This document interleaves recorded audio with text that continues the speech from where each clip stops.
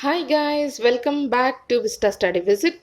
So today we are going to start the summary of An Angel in Disguise chapter, which has written by the author Mr. T.S. Arthur.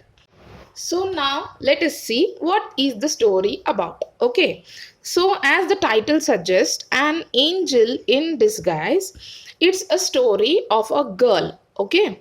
Before going to the girl, we have to check out the story of the woman, a drunk woman who had three children with the name John, Kate, and Maggie. Okay, John was a boy of 12-year-old and Kate was a girl of across 10 to 11-year-old and Maggie was a sweet little young girl. Okay, as the story starts with the drunken woman, the woman is completely hypertension, not having a proper relationship with the neighbors, not even with the village people or the society. So as we can observe that the characterization of the woman and the behavior of the woman made her solitude in the society. Here in this lesson, there is no way mentioned about her husband. As the thing goes on, the story begins with the drunken woman and her three children. Okay, the woman once she will fall on her house own threshold and she will suddenly demise. Okay, so it occurs to the death, the drunk. It may be because of so many reasons of her. It becomes to her death. Now, the sudden demise of the mother on her own threshold makes the three children completely as orphan. Okay, as I already said, father is nowhere mentioned in the lesson. Okay, so hence we can clearly understand woman was struggling for her life, for looking after her three children, and she was struggling to have a good life for her children also. But a sudden death of the woman came into the position that made the three children completely orphan. Okay, what happened to the people, to the society? Even after her death, the people's anger turned out into pity and their mercy, okay, was shown over the children and can't be starved. Starved here refers to they are also the human beings, the society who acts as a hateable to the woman, to the drunken woman, changed themselves, their anger changed themselves into to show a pity and mercy on the three children. They can't let the children to be starving all the time. Okay, so hence few people on that day they will decide that the three children who were having must be adopted by one or the other people. Okay, this is the whole situation of first day, guys. Okay, first day, what all will happens? The story starts with a drunken woman, okay, with the three children. Okay, the woman will be completely drunk and she will be in a trouble to lead her life. As suddenly she will fall on her house own threshold, she will leave the children behind as often. Okay, so we know the character of the woman. She was completely rude with the people because of her life, because of her poverty, maybe because of one or the other thing going on in the life. And then the people, when they heard the news of the woman has been died, has completely their anger changed into pity and mercy through the children. Okay, not for the lady, dear. Please keep in mind it is not for the lady. Now, next day, what happens? There will be a conversation. There will be a complete conversation between the people or the higher old age people who were staying in the village. They were discussing that who will take which child or who will adopt which child so that they can have some benefit over the children. Now, John was 12-year young boy, very healthy, okay, and capable to work. So John was young enough and strong to work in the field. Hence, he will be adopted by Mr. Jonas or Jones. Okay, Mr. Jones will be a farmer. Okay, Mr. Jones will be a farmer, and he will think that John will be a particular child who can work for me, for a long period of time, and he is very young. He can earn some money for himself also, for his life skills. If I teach him few things to work in the field, he can work very well. Okay, so this was the opinion of Mr. Jones towards John, and he will adopt John. Okay. Next, coming to the Kate. Kate was also just 10 years old. Okay, and can be taught well disciplined and can be taken for a long for work. Okay, this will be the thought of Mrs. Ellis. Mrs. Ellis will adopt Kate. Okay, why she will adopt? She needed a bounded labor. She want a labor who can work for her. Okay, in that situation only, who will die? The woman will die. Now it was her the best opportunity to adopt the Kate. Kate might be young now, but after 3-4 years, she will be very helpful for Mrs. Alice. Okay, hence she will decide that she will teach her some more discipline, some more house sort of works, so that she can make use of her. So Mrs. Ellis will not think a second word, and she will adopt Kate.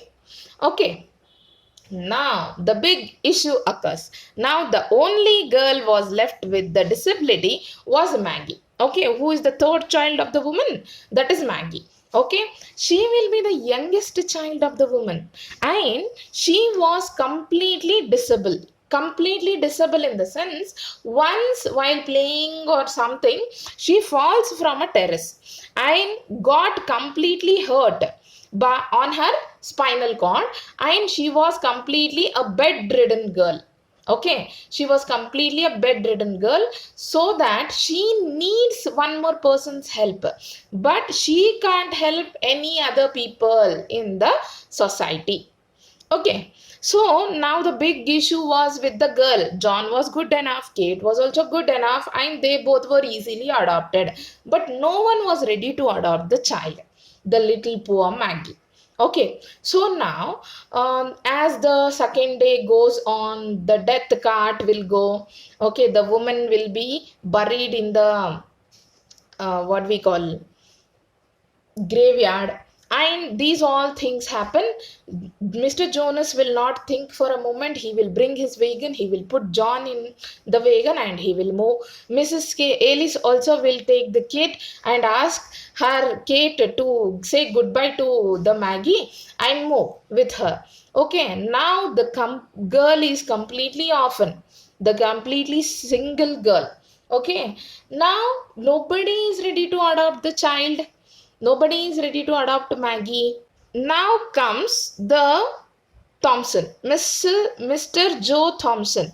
Mr. Joe Thompson takes her by thinking that he will leave her in a poor house. Okay, all the people have left the home of the Maggie. Now he will enter and he will see there is a poor girl lying on the bed. Okay, who needs a help.